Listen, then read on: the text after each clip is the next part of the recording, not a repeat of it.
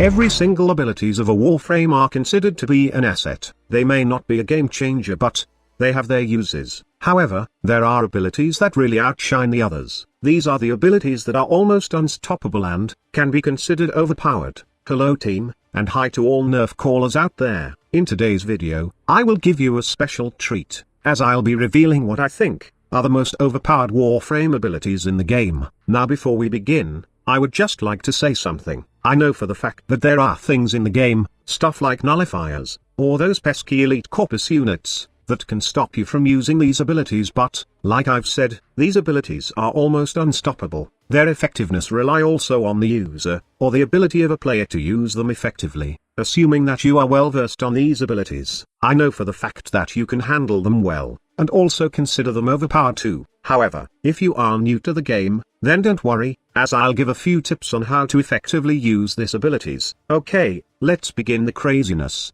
Let's begin with the most obvious ones, starting with our resident gunslinger, MESA. This frame's fourth ability, Peacemaker, will make her a total aimbot. Tips on using the ability, you ask? Well, there's no secret to using her Peacemaker. It's just press 4 and watch the enemies die within a couple of seconds. The best tip I can give to you, however, is properly modding MESA and her exalted pistols. I will not tackle the nitty-gritty details on how to mod a Peacemaker MESA right. Instead, I will just leave a link on the video description below. In fact, I will just leave the links to the builds of each frames included on this video below, so just check them out later. For now, let's move on to the next overpowered ability, OCTAVIA'S Mallet. This ability is literally drop and wreak havoc. The moment enemies hit your mallet, the deadlier it gets. Right now, OCTAVIA'S Mallet is one of those abilities that has infinite damage scaling. This means that, the higher the enemy level, the more damage they deal to the mallet, the higher the damage per tick of this ability gets. Modding OCTAVIA for mallet is pretty simple, but it's really up to your personal preference, or depends on your playstyle. For some, they use it on choke points in survival missions, and they just mod it with little to no range. But for me, I usually mod my OCTAVIA with lots of range. Range may be a personal preference, but always consider the fact that it should have a lot of duration, so you won't recast your mallet often, and it can accumulate damage faster. Lastly, ability strength for this ability is a personal preference too. Anyway, the higher the level of the enemies are, the faster your mallet can accumulate damage. The next ability comes from Warframe's poster boy, Excalibur. I'm talking about this boy's exalted blade. We all know how good status chance in this game, and, with just a little tweak on your mod setup, Excalibur's fourth ability can hit 100% status chance, which only means every strike that you do have a chance to deal the damage type you equipped on your exalted weapon. Just remember, to achieve 100% status chance on your exalted blade, you must have the chromatic blade augment on your mod, and then have at least 180% ability strength. Take note that the ability strength may vary, depending if you equip a status chance mod on your exalted blade. Well, it's really easy to tell right now if you have 100% status chance on your exalted blade, as it's now viewable on its stat menu. Now, how do you use this ability effectively? Pretty simple. Just press the melee key to infinity and beyond. Better yet, press it until your fingers bleed. I mean, the enemies bleed to death.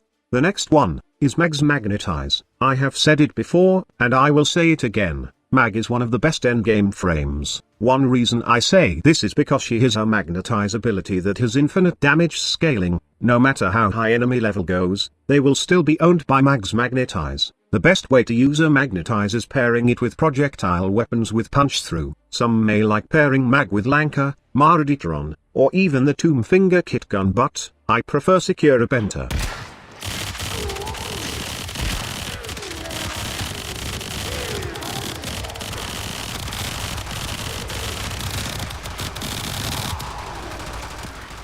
The sound it makes while destroying the enemies is just orgasmic.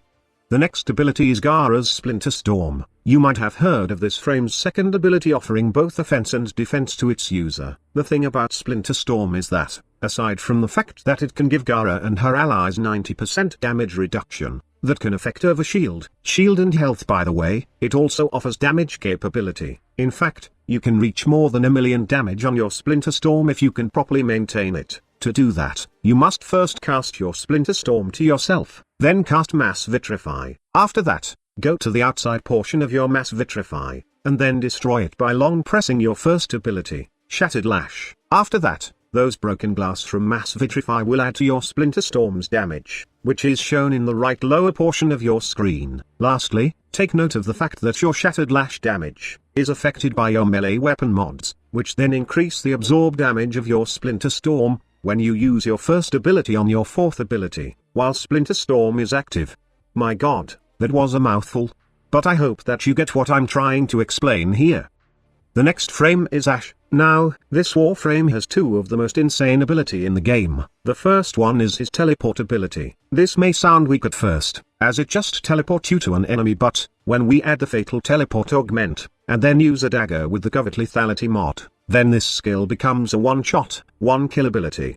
The next Ash ability is his Shuriken. Like his teleport ability, it's not that good at first glance, but when we add the Seeking Shuriken augment, and then put at least 143% power strength on our build, then it becomes the ultimate armor stripping ability. In fact, this combination is what makes Ash endgame worthy.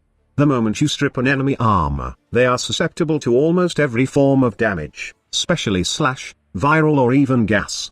Since we are shifting towards stealth frames, let's talk about stealth, or invisibility in general. Honestly, I find stealth really powerful too, and in fact, it's one of the best survivability in this game, and, because of the fact that Digital Extremes added the new mod, Rolling Guard, stealth frames now have better survivability, as when your invisibility expires, you just roll to get invincibility, and recast your stealth again. Ash, Loki, Octavia and Ivara have their respective survivability skills, and they utilize them well, not just for defense, but also for offense. In fact, Ivara can even use her Prowler's utility to cheese every spy mission. Just add the Infiltrate augment in your mod setup, then you can just literally walk around in every spy mission. Before we get to insane crowd control and tank abilities, let me discuss first yet another insanely good damage dealing plus armor stripping ability, and that is SARYN'S Spores. We all know how good armor stripping is at endgame levels, and this is what makes SARYN'S Spores exceptional. Her rework kinda made some players mad, because Digital Extremes did change the damage type from viral to corrosive, but they were amazed on what a corrosive spore can do in the end. The good thing is, the damage of this ability does scale infinitely. All you need to do is mod your SARYN with lots of range, and you will be killing those enemies in no time. And yes, this is why SARYN is the queen of Sanctuary Onslaught. Her Spore ability just dominates every enemy in this mission, and maintain the efficiency at the same time. Now let's move on to insanely awesome crowd control abilities, beginning with Nova's Molecular Prime. This ability's main purpose is to slow enemies. The slow is really wide that it can lock a room with ease, but that's not all this ability can do. It also does multiply all damage sources by 200% against those enemies affected by this ability. It also can be used as a utility in defense mission, wherein you give your Nova negative power strength, so that your Molecular Prime will hasten the movement of the enemy, and finish the mission much faster.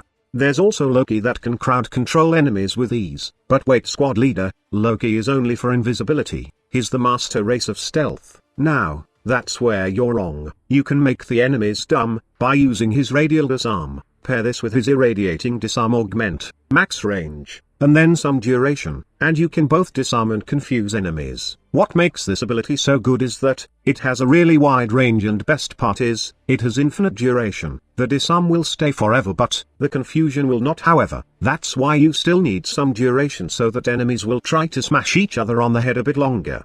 But when it comes to ultimate defense, then there's only one frame that you can trust, and that is Bimbo. His Cataclysm plus Stasis combo makes mobile defense mission look like a badly designed level. The moment he cast his time stop dome, enemies can literally do nothing. But that's without nullifiers, or those pesky elite Corpus units. Of course, it's a good defense against Grineer and Infested, but risky against Corpus and WUKONG'S. But that's not all Limbo can offer. This frame can also share the blessing of God Mode to allies. His first ability can instantaneously put you to his rift, which virtually makes you unkillable. The coolest thing ever is that you can put exalted weapon wielders, like Excalibur, Titania, and Mesa on the rift, and their exalted weapon does work, and can kill enemies, while you are enjoying the God Mode that Limbo's rift offered.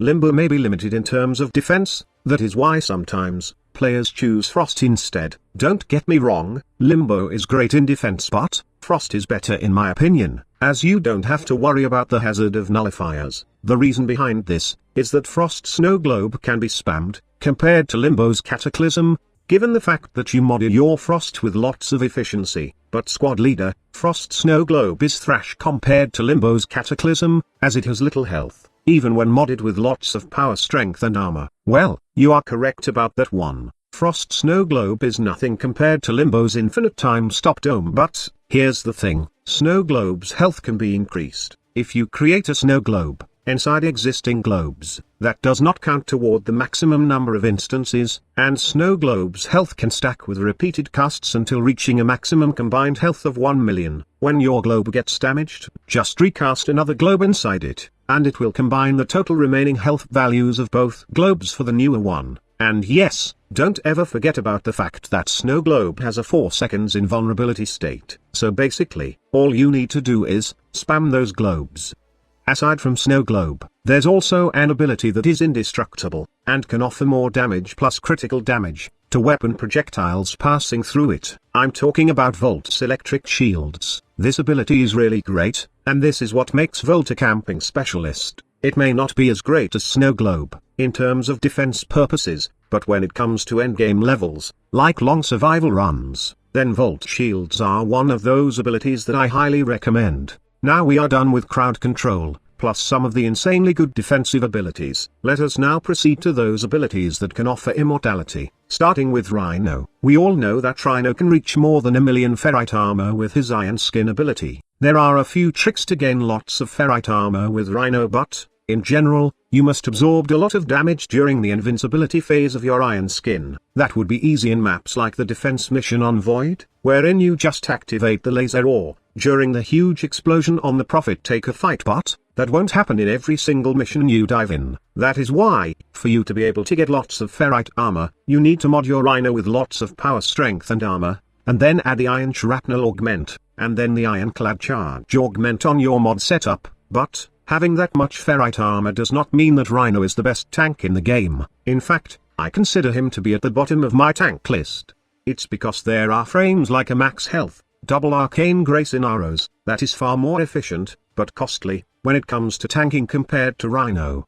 But wait, in arrows is not in this video, as his insane health doesn't come from his abilities, but from his stats. And also, if you think lots of armor, or health, is one of the best survivability in this game, then you are gravely misinformed. Aside from stealth, there's a thing called invincibility, that not just mitigate damage, but literally makes you invulnerable to all sorts of attacks and status. I would include Valky's Hysteria in this video, if only the energy drain of that ability can be managed at super endgame levels, but it's not that efficient against level 200 plus enemies. So, instead of that, don't ever forget the fact that for a very long time, there's WUKONG'S Defy that literally gives you God mode, with lots of duration and efficiency. Then add mods like Adaptation, Health mods, Primed Flow, and Hunter Adrenaline, then you can be confident that you won't die in every mission that you enter. There are other frames that offers you invincibility, and they can be very effective and efficient to use. Just take for example, Revenant's Mesmer Skin. Give this ability with lots of power strength, to increase its number count, and then add the Rolling Guard mod on your Revenant, and congratulations, you've just created the perfect build for a solo endgame Revenant. Because of this ability, Revenant can go solo in long survival runs with ease, and he can even do solo index farming. In fact, I consider Revenant as the new index meta right now. We will discuss that on another video, which is slated for release this week, but for now, let's go to the final, most tanky ability in the game, and that is your operator's Void mode. Many forget the fact how good their operator is. Remember this, your operator is immortal, which means it can't die. They won't die when the health depletes to 0. Instead, they will just return to your frame, and in a matter of seconds, you can switch back to your operator again. In addition, your operator's Void mode is easily one of the best and most accessible survivability kit in the game. Remember that, by activating Void mode, your operator turns incorporeal, and thus invisible to enemies and most sensors, while also protecting them from any incoming damage, including fall damage, Eximus aura and status effects. So, if there's one thing I would really suggest, that is practicing how to use your operator from now on. This will definitely help you in surviving, or escaping a really bad situation. We are almost done with the video, but we need to tackle one more thing, and that is Nidus. This frame has one of the most synergetic abilities in the game. In fact, all his abilities works together to become absolutely powerful.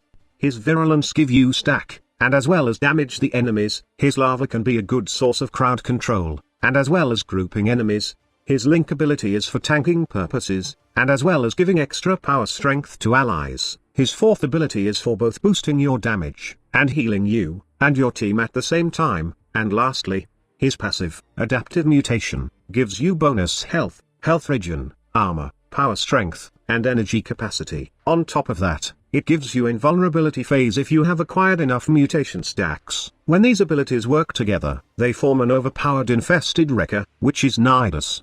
So that's it. I hope that you enjoyed watching this video. Please do give this video a thumbs up if you enjoyed watching it, and, for first timers here, come join the team by simply clicking that big subscribe button below. Thank you so much for watching, and thank you to all of you who patiently waited for this video. Squad leader signing off.